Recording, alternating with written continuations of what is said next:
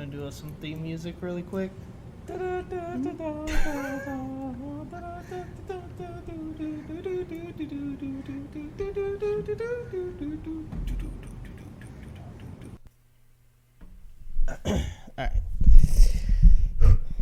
Welcome to the Out Loud and Awkward podcast, where one grown man sits in his own basement and talks about everything that he loves.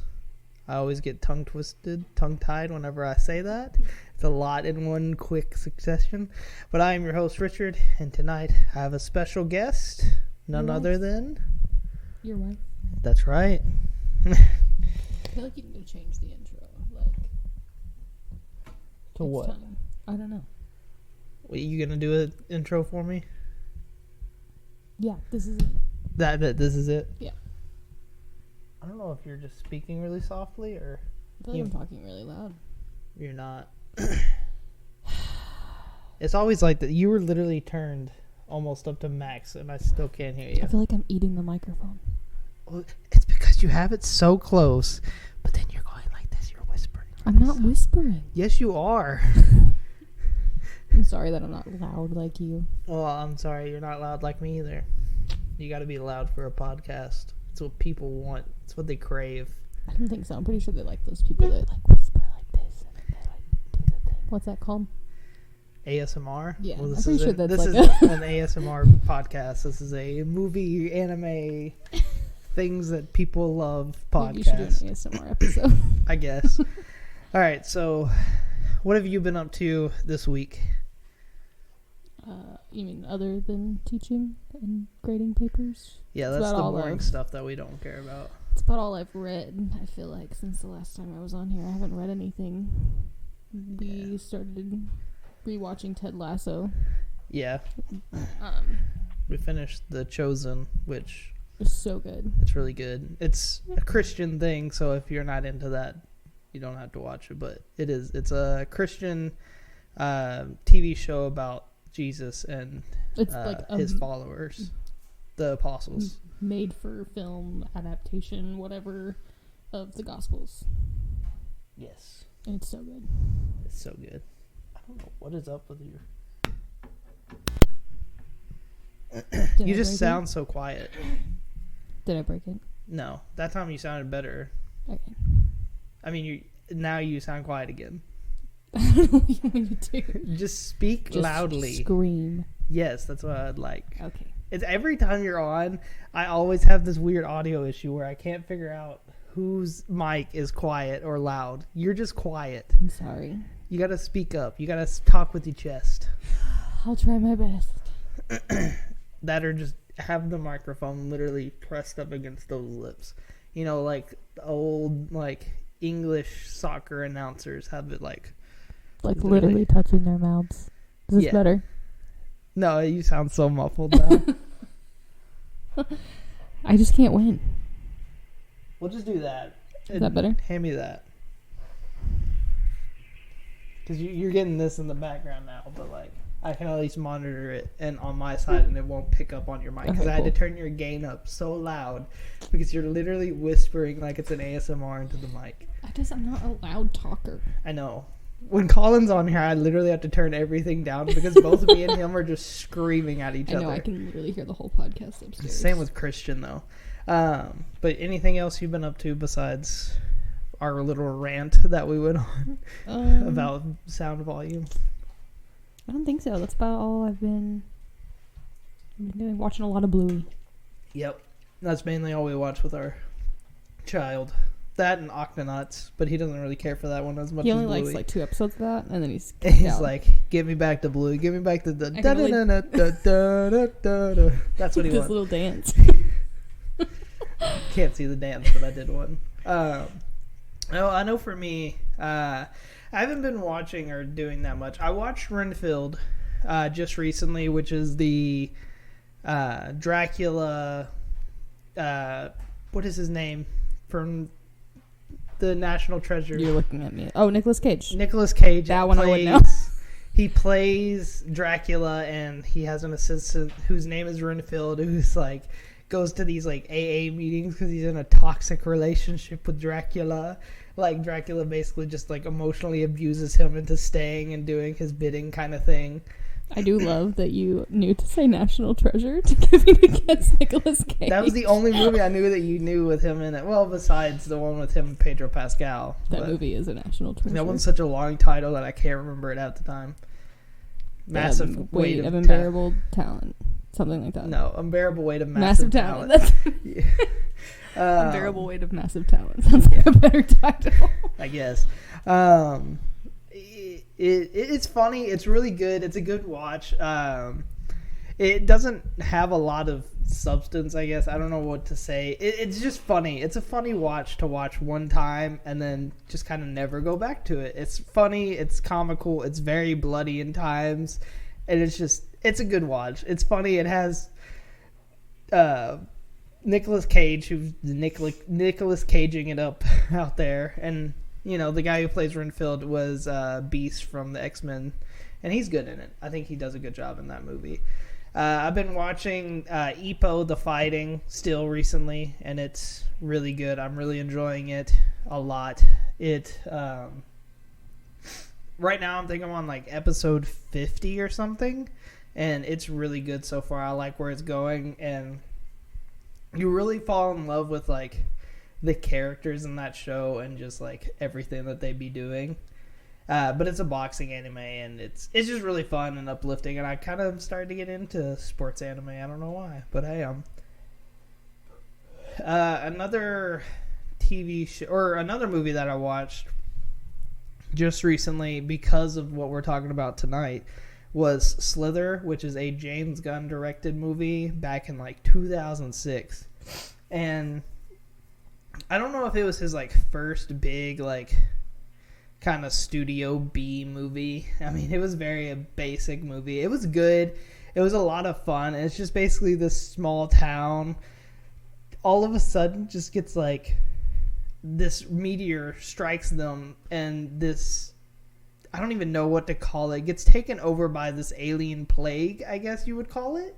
And it basically takes over the host, and it's like one mind, kind of like a hive mind situation, and it takes over this whole town. And it's just super funny. It's a really good watch. It has a stellar cast, though, because it has Elizabeth Banks. I don't know if you know anything that she's in. I'd have to see a picture to know who that is. Yeah, she is, once you see it, you know who she is. Okay, yeah. I can't think of what she's in or anything like that, but she's in quite a... Oh, I'm going to pull it up. Because I know she's in quite a few different things. Says she's in the 2002 Spider-Man movie. I don't know what she is in that. What is she in that movie?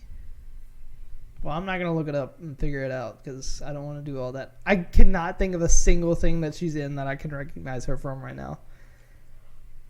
Like, I know I've seen her face, but I cannot think of a single thing that she's in that I'm like, yep, I know her character in that. She's in Catch Me If You Can, but I don't know what that is. Well, I know what that is, but I don't know who she is. She's in the Pitch Perfect movies. That's probably where I'm recognizing her from. I don't know who she plays in them because I didn't really watch those. But she's in it. Michael Rooker is in it, the guy who played Yondu in The Guardians. Nathan Fillion's in it. Like, it has a pretty stellar stacked cast in that movie, and I think they all do a really good job of like kind of bouncing off each other. Michael Rooker is like the first person that gets like invaded by like this alien plague, and like obviously James Gunn, there's a lot of criticism going around because he always picks the same actors, but all directors do that. And Michael Rooker is such a great actor and just an amazing person. I've never met him, but I'm like, my sister and Dale has met Michael Rooker, and they say he is hilarious just to be around and like get to meet at like Comic-Cons and stuff. Rob Zombie's in this movie too. I didn't even realize that when I watched it, but it's super funny. If you get a chance to watch it and you haven't yet, I would say give it a shot because it's just a funny like old school B movie, kind of like old 50s horror, like The Blob and other things like that. It's just funny. It makes fun of itself and like horror movies in general, and it's just really fun to watch. I can't think of anything else that I've really been watching, besides rewatching Ted Lasso for season 3 that has already started, but we're kind of late to that party, so it's fine. I want to wait until it all comes out. Like, I feel like maybe that's my Gen Z showing, but I don't like to wait a week. See, I'm okay with waiting a week. No, I want to watch it as long as the episodes are good. I'm okay with waiting a week. I don't but like to wait. Sometimes if the episodes are shit, it really sucks to like wait that week for the next one. But if that episode's really good, it's like I can't wait until that next episode comes out and I get to watch it. So I mean, that's obviously our difference there. You're very much binge it at the moment. And I'm very much I'm okay with waiting kind of thing. I'll binge something if I want to. It takes us forever to get through shows that are even already on Netflix because you're like, oh, I gotta wait. Like, I don't only want to watch a couple episodes, and you want to wait and watch it later. You're the one that's normally like that. You're like, oh, I just want to watch one or two because I'm sleepy. That's because you're watching them at night. But like when we were when we were in college, we would like have all day. You'd only want to watch like 2 or 3. Yeah, because there's so many other things that I could be doing besides watching the TV shows. I just like a good day where I can just binge all day. All right, so you want to get into the meat of this episode. The Guardians of the Galaxy Volume 3 talk that we're about to do that I'm so excited to talk about. I don't know if I'm ready. Are you not ready? No. Do you need a moment to like, cry it out again? No. All right, so first thoughts. Like, what are your first thoughts after watching this? I just want to hear it. Fantastic movie. By far, one of my favorite Marvel movies that we've ever seen. But will I watch it again? 100%. Absolutely not. I 100%. will not watch it again. So for me, I love this movie. And I think the Guardians trilogy is one of the best trilogies that we've seen in the MCU. And I think that stands mainly because it's had the same director and pretty much the same writer through the course of all 3. James Gunn didn't really do a lot of the writings like by himself on the first one, but he did for the second and third one. And it's just amazing. And I've seen a lot of people say this, and I agree, that coming out of this movie, this is what the MCU felt like when it first started. Like, that's what an MCU movie felt like. Like, it was hard, but you loved every second of it. Like, you fell in love with every second of that movie. And the sad thing is, that's scaring me, is the fact that this might be the last good MCU movie that we get for a while. And I hope it's not true. I hope that we get more really, really good and genuine MCU movies that you fall in love with. But that's one thing that I'm scared about, is a lot of them up to this one have just kind of been, they're good. Yeah, no, but you're like totally they're right. not amazing. Like, this one really pulled me, and like I loved every second of it. But nothing has really done that. And I mean, I'm not saying that like Spider-Man didn't do that, because it pulled at my heartstrings, and a lot of that kind of comes off of the nostalgia of it, because it had Tobey Maguire, it had Andrew Garfield, it had Tom Holland, all 3 of the Spider-Men that like you kind of grow up with in the one movie. So a lot of it's based on nostalgia personally, so that's why I love that. But this one, it wasn't really nostalgia that hit me, it was the characters. You fell in love with these characters over the past, 10 years? 10, 15 years? It's not been 10 years since the first one came out. When did the first one come out? Let's look it up. There's no way it came out 10 years ago. We were together. 2014. Just kidding, we weren't together. 2014. Almost 10 years. That's crazy. I said 15, so I was shooting it long.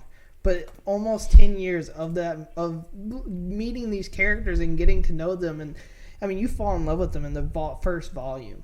And, like, it's just the way that James Gunn basically brought this group of nobodies. Nobody really knew who the Guardians were. And the original volume was considered to be the worst MCU movie. Before it released, people were saying this is going to be the worst MCU movie to release. And I say it's one of the best. The first one knocks it out of the park because it's so different. It adds so much nuance to like the characters, and like you love them and you fall in love with them. And by volume 3, you feel like you're part of that family. You're part of the Guardians at that point. And so the third one, I just loved it, and just everything from like the beginning, and like I just don't even know what to say, because from the like very first shot, like where we kind of come in on Rocket and he plays Creep. Yeah. And it's like this super heartwarming, like kind of not really heartwarming song, because it's him saying that he wants to be somebody who's loved, kind of thing, because he doesn't feel like he is. He feels like he's a monster. He's a creep. And so like it just speaks to like what this story is about to do to you. Yeah. It's about to wreck you. Mm-hmm. Like, just the opening scene is like you just know from that first, like with the little baby raccoons. Oh my god, yes. And then like, so you just know from the beginning. I was like, as soon as that opened on that scene and we started watching it, I was like, oh man, we're in for it. Spoilers without saying spoiler warning. I thought you gave that at the beginning. No, I didn't. Well, I mean, it is. I feel like logically you wouldn't watch a movie review. Well, some people give spoiler-free reviews, but let's say this isn't one. From this point, from this 15-minute mark on, is mainly going to be spoilers for people. The beginning, like first half, it wasn't really spoilers. I was just giving my thoughts, and I will say, an amazing movie, and an amazing end to a trilogy of the Guardians, and I'm excited to see if they choose to continue like the new Guardians story, if they choose to do other characters kind of stories, like whatever they choose to do. I'm kind of happy to see it, because you've fallen in love with these characters, but I hope they don't do it in such a way that you end up hating what they do. But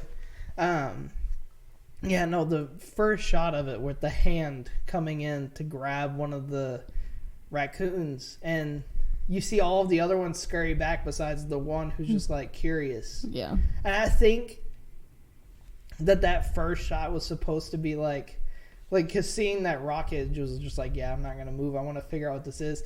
Just was like one of I think the main reasons that Rocket was so smart. Yeah. It was because he was curious. Yeah. He was a curious raccoon. Like he was like, what is this hand doing? Like what is it coming in here to do?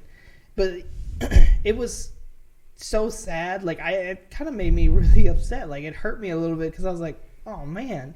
And like it zooms in on the raccoon's face, and then it fades back out, and then we see Rocket sitting there, and he plays the Creep song, and we go through that whole like opening sequence where it's like the titles and like the names and everything, playing that song, and you know we end up seeing Star-Lord, who's been hurt for a while, and you know he's struggling because of the loss of Gamora and just everything that's happened with that, and it's super sad, and like I kind of feel for him, and I know Star-Lord, especially since like Infinity War, has had so much hate because of what he did, and like how he ruined the plan that they were about to get the Infinity Gauntlet. If he hadn't hit Thanos, then Thanos wouldn't have ended up, or Iron Man wouldn't have ended up dying in that one. And I was like, no, listen, I totally understand why he did that. Yeah. Everyone that he's fallen in love with and kind of been near, and he says it in this, has died. Mm-hmm.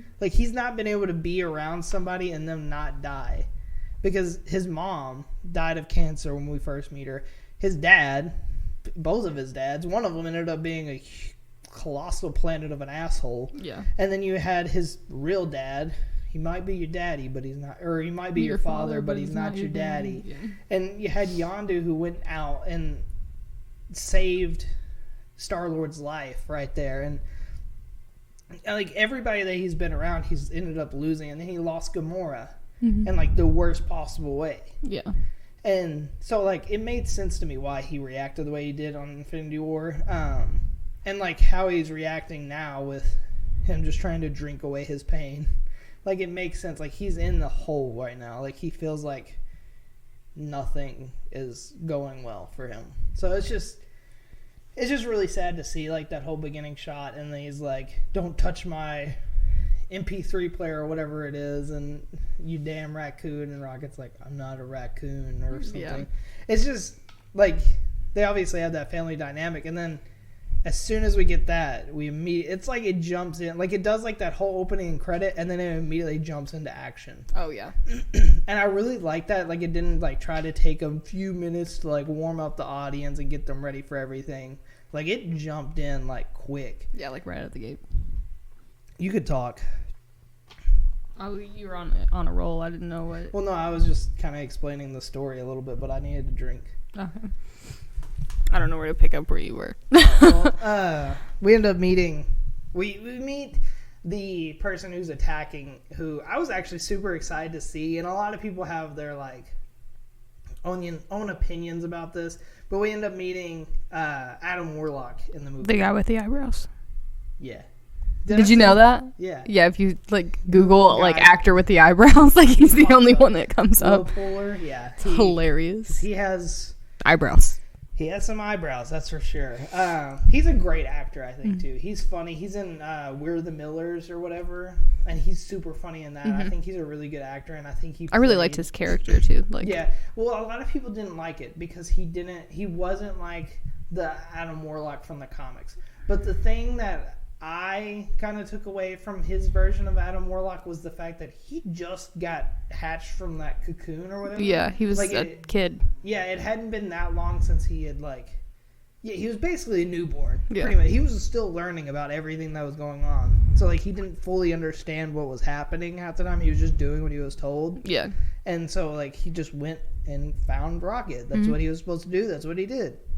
And so I know one thing for me, because I mean we end up meeting Adam Warlock and he fights all of the Guardians and he dusts them because Adam Warlock in the comics is one of the strongest characters in Marvel Comics.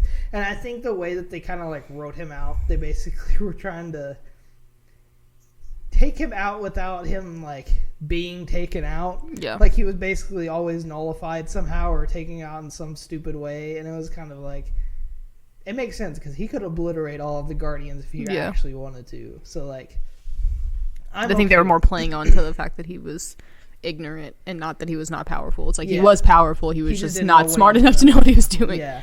But he ends up taking out Rocket and he takes out Rocket and Rocket's basically dying. From in Rocket for the most part in this movie is not in the movie. Yeah. He's only in the movie really in flashbacks and then near the end of the movie. But a lot of people had a problem with the Adam Warlock because of all that stuff. And so I think him coming out of his cocoon is the reason that he's the way that he is. But when he takes out Rocket, I was so scared. And then because it was right after he did that we ended up getting the flashbacks of Rocket getting tortured and his body getting reworked and turned into this freak that he becomes. And this freak that we end up loving, actually. So, and we kind of, I can't remember. I know, many different, things were happening. I can't remember most of it because it's been 4 days since we've watched it now. And, of course, Chris Pratt at this time, or Star-Lord at this time was drunk and he was hungover, so he was sleeping. Yeah. And then he ends up waking up and he's blaming himself because if he hadn't been drunk and been asleep, maybe he could have helped in stopping Rocket from getting hurt and almost dying. And so now he's blaming himself for all these things that are happening he normally does. Because I mean he's also, it's said in this movie that he still blames himself for basically everything that happened in Infinity War. If it hadn't been for him, nobody would have been dusted, nobody would have been lost away. But it's insane, just how everything turned out and throughout this movie. And I'm not gonna go too far into the plot of it because I know a lot of people who watched it, they obviously know what the plot is. But we eventually meet the High Evolutionary, who, in my opinion, is one of the best/worst MCU villains.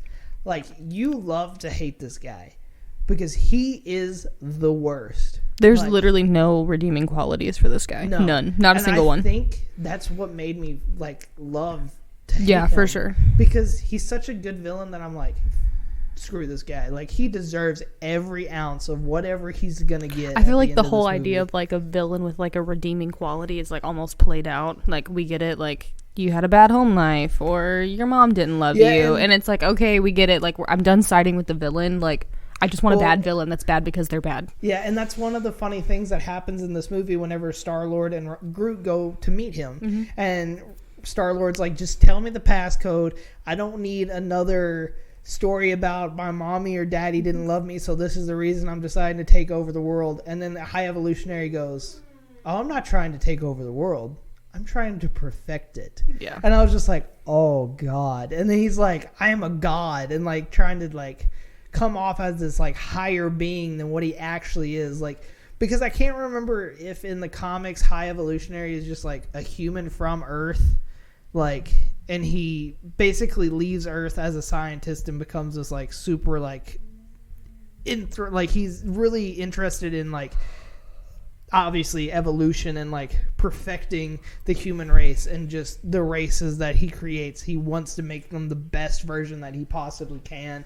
And you know, we meet him and he is the worst, but like I loved his character because he was so bad. And like a lot of times I agree that like the whole like mommy daddy didn't love me kind of thing, or I grew up in a bad spot, like this is the reason that I'm the way I am, something bad happened. I have some kind of personal vendetta against the one person that's trying to save somebody. Against Iron Man. Yeah.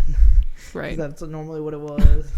But yeah, like just meeting him and like obviously the way that he treated Rocket was very much like a well, and like the way they show it like progressively gets worse because we're seeing it in flashbacks, so it's like yes, he's bad. No, he's really bad. No, and he's really bad. Like, it just keeps getting worse and worse and worse. So, like, your hatred just grows as you get to know him. Because really the first time, besides obviously him doing the, maintenance, the, like, evolution or the work on Rocket, like, basically redoing his body.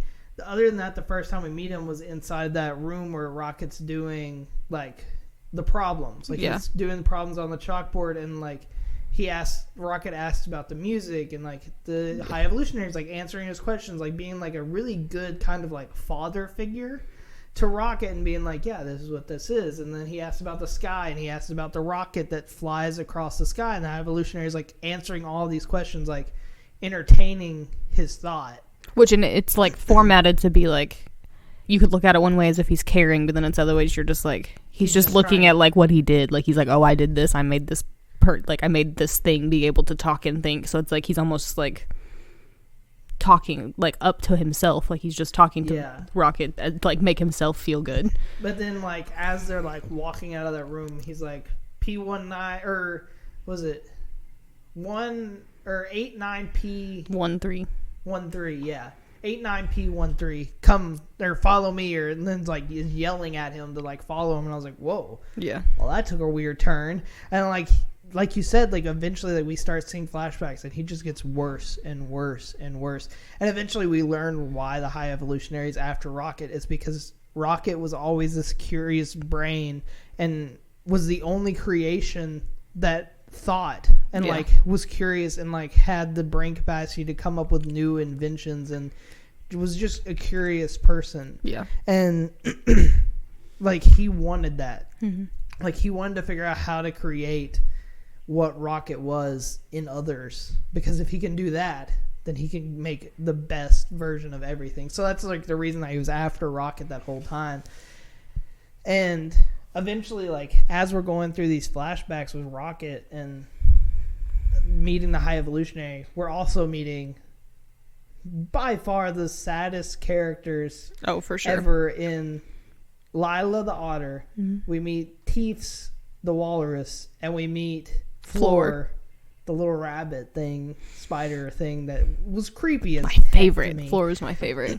And we meet them, we meet Rocket's friends, and it's crazy because like if you go back to like the other Guardians movies and like you kind of pay attention to what like Rocket says and like different things that he like reacts to, because like he reacts to Gamora and Drax calling him a vermin and a rodent. Yeah. And the reason he reacts that way is because the High Evolutionary used to call him those things to basically put him down. Like, you're just a vermin, you're just a rodent, like I don't care about you, you are nothing to me. It was like a trigger. Yeah, and so like it triggers Rocket and changes his like, he gets very angry about that. And it makes sense. It's kind of like if you go up to somebody who once was fat and you now they're skinny, you call them fat again, they're gonna get kind of mad. Yeah. Like, it's like a trigger thing. Like, you don't do that. It makes it make sense as to why he's like so protective over Groot. And basically all of the Guardians.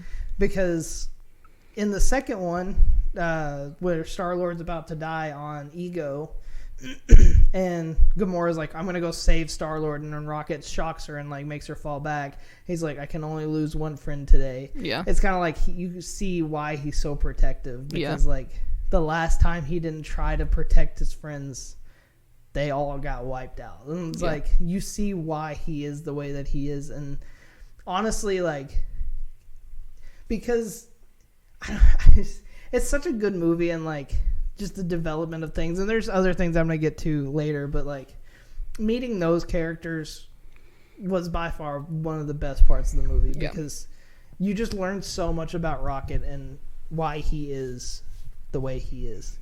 Another thing that I really loved about this was you really this is something I think James Gunn and many other people have stressed, is that you can't make the big things important without the small things, is what somebody had said. And I think that makes a lot of sense, because we see how much Nebula cares about like Rocket. Yeah. Well, and I saw a thing that maybe this is wrong, so I'm not really sure, but like all of the Guardians got dusted except for Rocket and Nebula. So like they had 5 years to grow this bond between one another as the only family. Very similar like upbringings as far as being like creatures that were experimented on by their father figures for the betterment of themselves is what it basically was. And so like that's what I'm saying, is like without those small little details that were already brought up in the past, you couldn't meet that big detail when Rocket gets brought back to life and Nebula cries. And like you see Nebula have this actual like emotional human reaction to her friend, her family, who didn't die because they had 5 years together to spend with one another.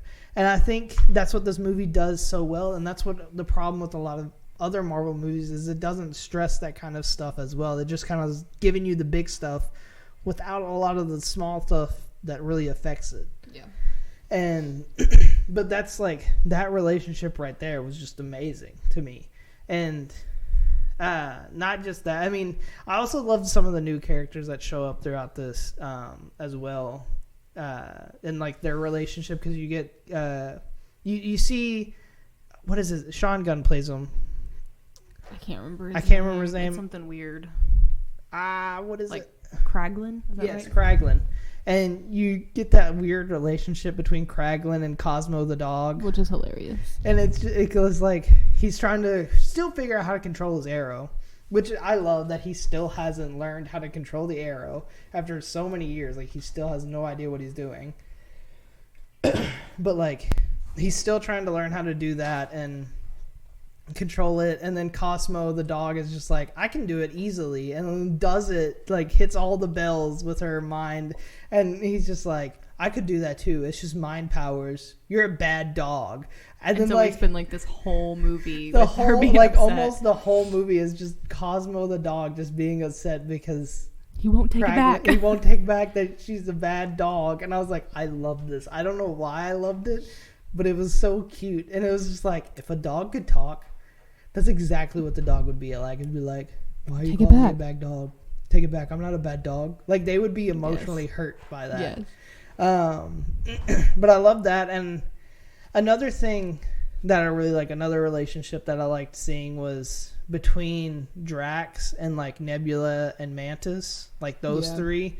Because like a lot of times we never saw those three really interact. Like we normally always saw Drax and Mantis because they were like kind of like the two idiots that were just funny to watch. They kind of had a love thing going on for a little bit. It was weird. I didn't like it that much. I didn't like the love thing that they had going on, but I know some did. It's like started out as like a love interest, but then kind of was more of a friendship, which was cute. Yeah, I like that.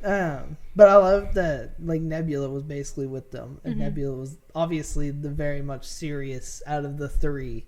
And very annoyed with him. I'm very annoyed by everything that they did, and just like the way that they interacted with each other was just like, yeah, these people really love each other, because like if Nebula didn't love them, she would have just left them for dead so many times. And I love Mantis as a character. I think she's hilarious and just, and honestly, a really good fighter and very like awesome with the Guardians. Yeah. And I'm kind of sad with like what happened at the end with her, because I don't want to see her go. But if it brings upon like new things in the MCU, I'm kind of okay with it, because it does kind of set up stuff for future MCU stuff, but not. Well, and I thought it was one of those like, to me, it felt like a strong female moment when she left without it being like too much. Yeah. Like, I know that there's that iconic scene in Endgame with like all of the women. Like, oh yes, and like don't get me wrong, I think it's great, but it definitely felt forced. Yes. But like this was like a strong female moment where she's like, I've only ever done things for somebody else, and I need to do something for myself. And then left. Like I felt like that felt like a more meaningful and impactful, strong female moment than what it was. All of the women that didn't know anything about each other and teaming up together. And like it just that felt weird. No, I get that, but I just love the like weird connection that they kind of grew over time between those three. Honestly, because Nebula is such a serious character, she's my favorite. She hates everything that they're doing, and the fact that near the end they're kind of like, you're not that bad. Yeah. And the Mantis calling Drax an idiot and then like erasing his mind because he's offended by it. Yeah. Even at the beginning, she was like, I would never use my mind powers on you. I would never use them on my friends. That was great. But yeah, those friendships that we kind of meet along the way were so awesome, and I loved seeing it between all of those characters. And Dave, honestly, the way that this movie went and the way that it ended, I think was a very good sign off for all of the characters, because, for sure. You know, Nebula and Drax are staying on Nowhere and basically taking care of the kids, because Drax was like, well, what do I do? And Nebula was like, well, I think you were always born to be a dad. Like, you're a father. Because before, he was a dad who lost his child and his wife and never really tried to go back to that life. But, like, he was always meant to do that. Yeah. And, you know, Nebula really never had like a good family, but she's experienced that now, and now she can kind of have a new family and raise something new and be the leader of Nowhere. And then you had Star-Lord, who kind of goes back to Earth to meet his grandfather again and, you know, experience all of that stuff. Which, another thing that I just realized, Star-Lord's grandfather was also in Slither. I'm pretty sure, because just now, like, randomly in my head, I'm thinking about it. Yeah, Greg Henry played Mayor Jack in Slither. He also plays Star-Lord's grandfather in the Guardians movies. Another actor who got pulled over by James Gunn because he just loves working with the same kind of characters. And I'm okay with it. Like, nothing wrong with that. But it was... I just loved what this movie was, and, like, meeting all these different characters. I can't remember what I was talking about. Oh, where they were going. Yeah. But Star-Lord goes back to Earth and, like, kind of is gonna live out his days on Earth and just experience Earth, I guess. Yeah. And Mantis obviously went off to kind of find her own path. Well, and, like, Star-Lord goes home, like, on Mantis's advice. Like, she was the one that was like, you keep saying that you don't have anybody, but your grandpa's at home. Like, and you left him. Like, and like, you could have come back and you didn't come back. And like, she was like kind of like walking him through, like, I understand that like he reacted badly to your mom dying, but like he also lost a daughter like in that moment. So, like, and so I really liked that it kind of brought it back to that, because I felt like the first couple Guardians movies kind of just forgot about the grandpa, and it was like, I understand. Like, I remember watching the opening scene and being like, I understand why he's upset with his grandpa, but like. And he's a kid, so, like, that makes sense. But I'm like, you're grown now. Like, you need to understand that, like, that's not how we people react differently to grief. And yeah. But I loved seeing, like, where they all went. And then Rocket ends up taking over as the captain of the Guardians of the Galaxies, because, you know, the galaxy is always going to need their guardians. And I love that so much. And I love the fact that Rocket is now, like, the official captain, even though he was really the captain. Star-Lord was kind of an idiot, to be honest. I mean, he was smart in combat situations sometimes, but overall, he was kind of dumb. Yeah. But kind of going back to, like, the whole, you know, main storyline of this being Rocket and just his flashbacks and how he was kind of made. I love, so, like, before Rocket eventually comes back, we get that amazing, what are you doing? There's, like, dust. I don't know where it came from. Continue. Sorry. Go ahead. You distracted me. But we, you know, go back, and as Rocket's, like, coming back to life, like, this is the moment that I cried. I cried several times. Because also just before that, Rockets finds out that they're not going to be able to live. Yeah. On this, like, in a flashback. Planet. Yeah.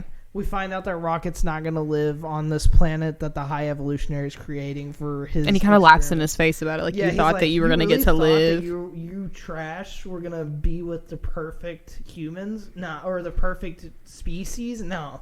Get out. You're not perfect. You're just a stepping stone on what he was trying to create and, like, his god powers that he has.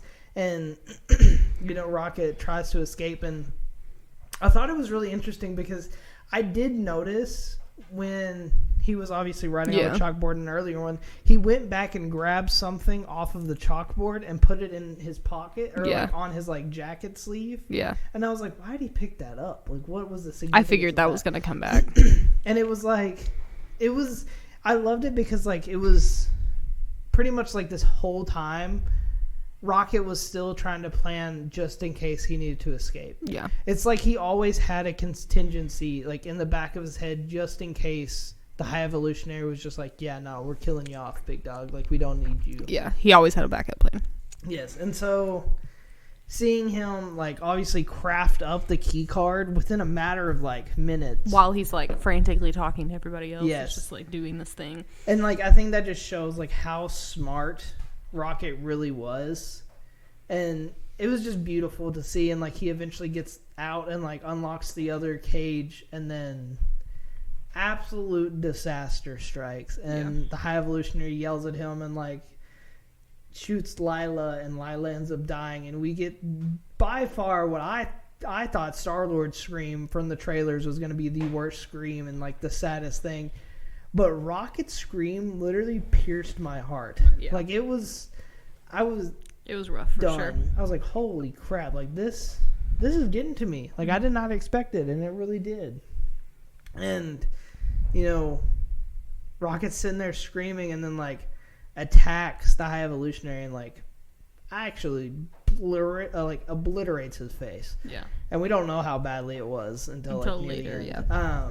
But then, like, two guards come in and shoot at Rocket, and within, like, the misfire and everything, Teefs and Floor end up getting shot as well in, like, the whole crossfire, and it's just like that hits you. Then you get two more arrows plus Lila's, like, right in your heart. Yeah. And it's just like, because, like, Rocket's, like, basically the only family he knew, and he was just trying to help them escape. That if he hadn't ran away and actually faced up to the High Evolutionary, they probably would have won. But the fact that he was trying to run away and got them killed was, like, the saddest thing. Yeah. And, you know, we eventually, like, progress on, and they get the key code to save Rocket, and, you know, as they're doing that, like, Rocket starts having this, like, near-death experience. Yeah. And he meets Lila again, and they hug, and, like, it was so sad. It was by far the saddest moment. And he goes, or Lila's standing there, and she was like, the sky is beautiful and forever.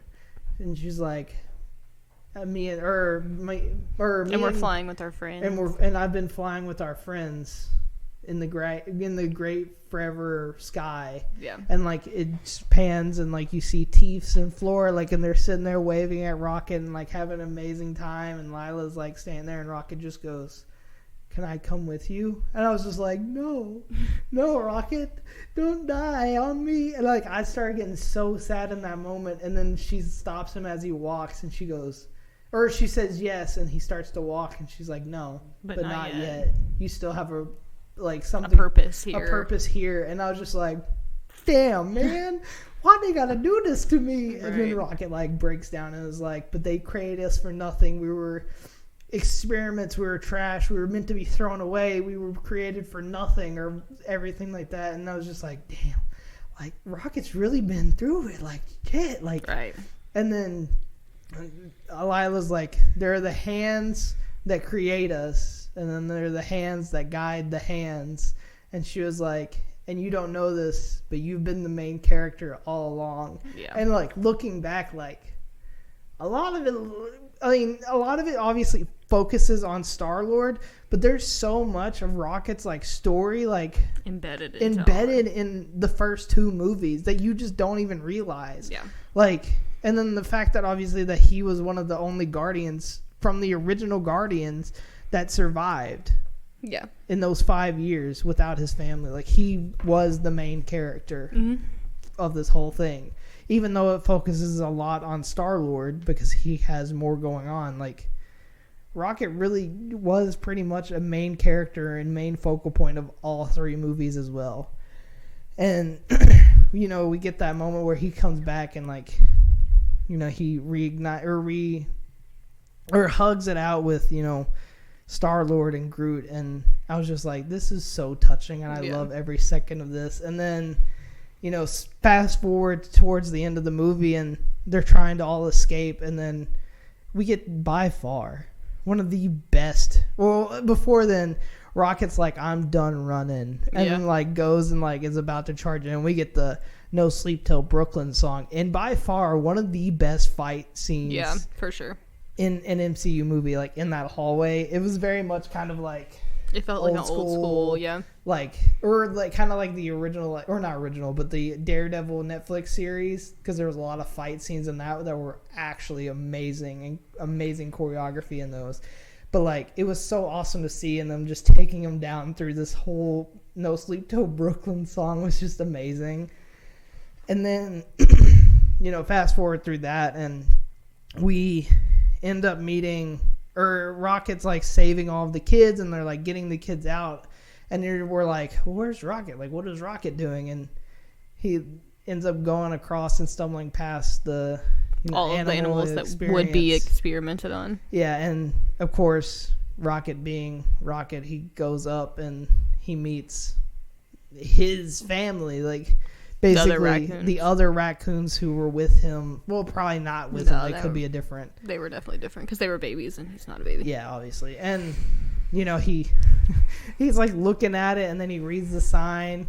It says raccoon. It says raccoon, and he finally like is like, oh, that is what I am. Yeah. And like he reaches out and picks up, and he just starts grabbing all the little baby raccoons, and I was just like, oh my god, these baby raccoons are the cutest thing I've ever seen in my life, and I want one. And then I'm like, they could claw my face off. I don't want one now. But like just seeing that, and like how much he like cares about like, and like really he was the only one that even thought about the other animals. Like if it wasn't for him, those animals would have died on the high evolutionary ship. Yeah. And he's like, we have to save the animals too. Like, we can't just save the kids. We have to save. I thought it was a really cute moment though when he had like all the raccoons crawling like all over him, and then the high evolutionary yells, and I was like, all the little raccoons ran away. He has like knocks them off. And that's another like moment, because we didn't get a lot of obviously raccoon or Rocket versus the high evolutionary, and I don't think that was needed. Yeah. I think that last little fight sequence was all we needed to see of the high evolutionary actually like fighting. Yeah. Like there wasn't a lot of fighting between the main villain and like the, I guess, heroes. And I think that was good. It worked really well in its favor. But like we see the high evolutionary basically taking Rocket out, and he's like, you were nothing. You were I think his words in that like scene when he's like tossing Rocket around, he's like, you're nothing, you're trash, you're nothing but a stepping stone on my path. And then he's like, you are vermin, you're a rodent. And then Rocket like, which was again awesome because it points back to the beginning of the movie where Rocket's walking around with his gravity boots, and he's like, oh, I'm just testing these gravity boots, seeing if they work upside down. Yeah. And then at the end of the movie, they come back into play, which I thought was awesome. Didn't even notice. Yeah, because he like reaches back on his leg and flips the switch, and his rocket boots ignite, and he drops to the ground, and he goes, my name's Rocket. Or no, because High Evolutionary is like P89P13, and like is about to kill Rocket. He does that and falls to the ground and goes, the name's Rocket Raccoon. And that was the first time he's actually said that in the MCU. And I honestly, if I wasn't in like a full theater, I probably would have lost my shit more because I loved that so much. And again, and like we obviously see them gang up on the High Evolutionary, which they did not have to do him that bad. Like damn, like they beat the out of him as they should. Oh yeah, no. As they should. Like they jumped the crap out of the High Evolutionary there at that end, because Rocket blasts him. Drax comes up and like basically clotheslines the shit out of him. Mantis jumps up from out of nowhere, gives him a nice double kick in the chest. Like they all are just beating on him. And then, well, because at that point they had all seen what he had done to Rocket. Oh yeah, they had all seen it in like the files that they viewed and that kind of stuff, so they all knew. And then we eventually get like his mask that he has over his skin, his nice peeled back mask, eventually comes off, and we see what Rocket did to him. Yeah, like way back then. Death. And there's like nothing left of his face. Yeah, he had like no nose, very much Michael Jackson looking. That was wrong of me, I know, but I had to say it. Because that's what I thought in the theaters when I saw his nose was gone. But, like, he was done. Like, he got messed up. And, like, it just showed that he was no longer, like, because he always considered himself perfect. Yeah. But he wasn't, because he was hiding how perfect he actually wasn't by under that mask. Yeah. And I thought that was awesome that they ended up taking him out at the end, and Rocket basically got his comeuppance and was just like, I'm not going to kill him. Yeah. Like, I'm just going to leave him here. He's going to be tortured by the fact that this ship's going to blow up with him in it. Yeah. And I was like, I love that. I will say one thing I didn't really hate, but I didn't like, was the fact that Chris Pratt, Star-Lord, at the end was like, he used the like little air booster and like boosted himself. And James Gunn has talked about this, the fact that he didn't have his helmet and his rocket boots was because he had to leave nowhere super fast, so he didn't have time to get his mask and his rocket boots, so that's why he doesn't have them. I was like, I don't care, that's dumb. But Will Poehler's Adam Warlock did not have to riz it up like that, carrying freaking Star-Lord back with his bloated, frozen face, and here comes just Adam Warlock just, Sin City was a mania. And like I was just like, what the fuck is happening here? I think that just kind of played into like so the ignorance that they had like played up the whole time. I loved it, but it seemed so stupid. But like I still enjoyed it. It gave me a good laugh. But it definitely overall an amazing movie. And another super sad thing. I think I sent you a TikTok about this. But this movie goes out to Oreo, who was the physical raccoon that Rocket was modeled after, because he passed away before they finished writing the script. I didn't know that. That's so sad. So this movie goes out to Oreo because he died before this movie was finished. I want a pet raccoon. We should talk about that later. Huh? I want a pet raccoon, so we should talk about that later. I'm gonna start feeding the raccoons. Can we name it P89P13? No. Oh wow, that's rude. I'm gonna adopt like a squirrel or something. No. But yeah, no, definitely love this movie. Bradley Cooper as Rocket, amazing. Definitely. Also Vin Diesel as Groot, always great. Got to have another line, so. Oh yeah, no, he did. And that's another thing I want to talk about before we end up finishing this, is the end where he says, I love you guys. Yeah. And I love because James Gunn came out recently saying that like the reason that it's not that he says something new, it's that we have grown with the Guardians for long enough, and like we've become one of their family that we now understand what Groot is saying. Yeah. And I love that so much more than that was him really just sweet. being able to say something new. Yeah. Just the I love you guys. And I felt like that was what they were going for when we watched it, just because like I felt like if he actually said something else, then the other characters would have been shocked. Yes. But since they weren't, I was like, I feel like that's just like us being like able to understand. And I love the 2 end credit scenes that we get. We get the new Guardians team, and we get the new big Groot, and I loved seeing that because it was very similar to his original like comic debut as Groot, who was just this big tree lunk thing. But we meet the new Guardians, which is what is his name? You said it earlier. Kraglin and Groot and Rocket and Cosmo, Adam Warlock, and then the little girl who apparently is a very significant character in the comics. Cool. I don't know who she is, but like apparently she's a very big role in the comics. I just don't know her character too much because apparently in the comics she at one point becomes the new Captain Marvel, but I don't know if that's how they're going to play it or not. But then we eventually get the second end credit scene, which is Star-Lord just eating cereal and talking to his grandpa about mowing a lawn. And then we get the legendary Star-Lord will return on a white screen with black font instead of and the font style's different. Yeah, it was all different. That's like the first thing I said to you when we left. I was like, it was on a white screen. The font was different. But seeing that, it was seeing that I was curious if it's like, are we never going to see the Guardians again? Like, are they just kind of off doing their thing and we don't really need to know what they're doing? Which I'm okay with. I think it would be interesting if, like, they come out with something, like, through the years or whatever where, like, Rocket has then taken over the name Star-Lord, and so we get to follow this new thing, and it's just because of, like, his position he takes on this new name. I will say, I think what they're going to do, because there is a comic series called The Legendary Star-Lord. Yeah. And so I think that's what they're probably going to try to do.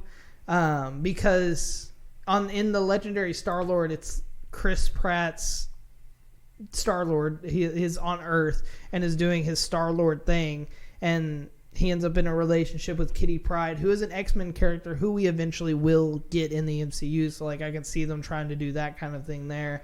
But it's more of just him on Earth doing his hero thing and not really being in space anymore. Which would be interesting, too. Well, which would be cool because he'll be, I guess, more of a street-level kind of hero with, like, Spider-Man and not any more of a cosmic hero like he was. So that would be definitely interesting to see what they do with all of the characters in this. I think everybody got an amazing end, and honestly, one of the best MCU movies I've seen in a very long time, and I really loved it. And it wasn't based off nostalgia or anything like that. It was just purely enjoyment and amazing all-around performances from everybody in the cast, and even James Gunn's wife, who got shot in the leg. Great job. She did great. She did great screaming with the gun bullet in her leg or whatever, blaster bullet. Yep. But yeah, definitely enjoyed this. I'm excited for the next set of not Guardians movie, but MCU movies. I don't even know what's next anymore because I think it's the Marvels. I think pump the brakes a little bit. I think it's the Marvels, which you're super excited for. Yay! Because you love Miss Marvel. I will say that I think the next Marvel thing that I'm excited for is Into the Spider-Verse or Across the Spider-Verse. Yeah. Sorry, I'm very excited for that one. But if you guys have any thoughts that I did not bring up or we didn't bring up, please feel free to email me at OutLoud&Awkwardpod@gmail.com. You can also check out my socials. I normally try to post on there when I have guests and stuff, but sometimes I be forgetting because I don't like to run the social that much, but I'm the only one doing it. So make sure you check out the social, which is OutLoud, and that's an ampersand, awkward, email. At email. No, on Instagram and Twitter. I don't really post on the Twitter, though. I'm just going to be totally honest with you. So make sure you check those out. Other than that, I have nothing else to add. Do you have anything to add? I do not. All right. Well, I will talk to you all in the next episode. Peace out.